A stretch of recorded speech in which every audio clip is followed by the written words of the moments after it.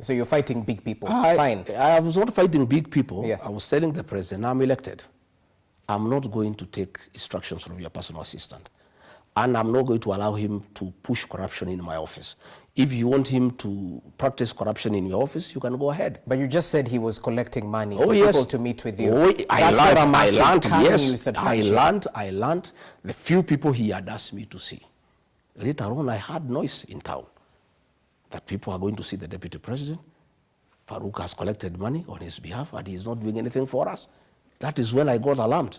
I faced Kibet and he told me off. He said, I must make money. Hii serikali tumetafuta, mimi nimeumia na William Ruto miaka mingi. And actually when I talked to the president about Farouk Kibet, he said, wewe achana na Farouk atafute pesa kidogo ya kukula bana. Hii mtu ameumia na mimi miaka mingi, akipata hapa kidogo kidogo yuko makosa gani. So I'm the only man who would tell him off. Okay. When he says that I'm fighting small people, Itumbi. I don't know Itumbi. You can see the things he was writing about me. And Dennis Itumbi, the chief propagandist for William Ruto. Again, he's not a small man. This government of William Ruto is run by Itumbi and Farouk.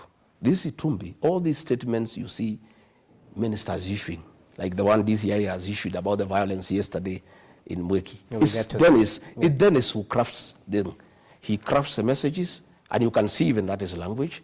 He gives them to read. And my problem with that so-called small man is that they work in cohort with the president.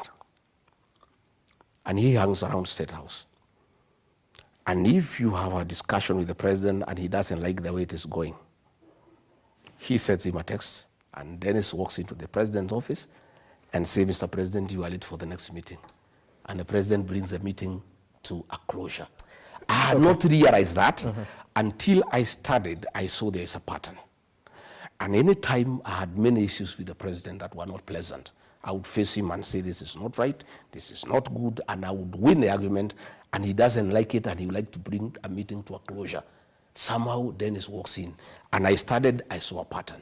So one day, we were launching, the president was going to sign, he was going to sign the housing levy law, bill into law.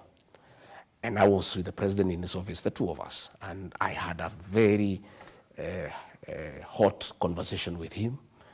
And I was telling Mr. President, Kenyans are not interested in affordable housing. And people are very unhappy about the taxation. And Mr. President, only a fool doesn't change his mind. Let us relook this thing. And please, from the feedback I'm getting from the ground, and Mr. President, I was elected with you. I mean, it's my job to tell you what the people are saying. And since we are elected together on a joint ticket, when I see we are going down and I don't tell you, it is not fair.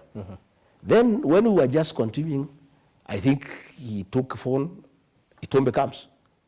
And he said, Mr. President, we need to go. And I told Itumbi, my friend, next time you interrupt me when I'm with the president, you know who I am. Get off.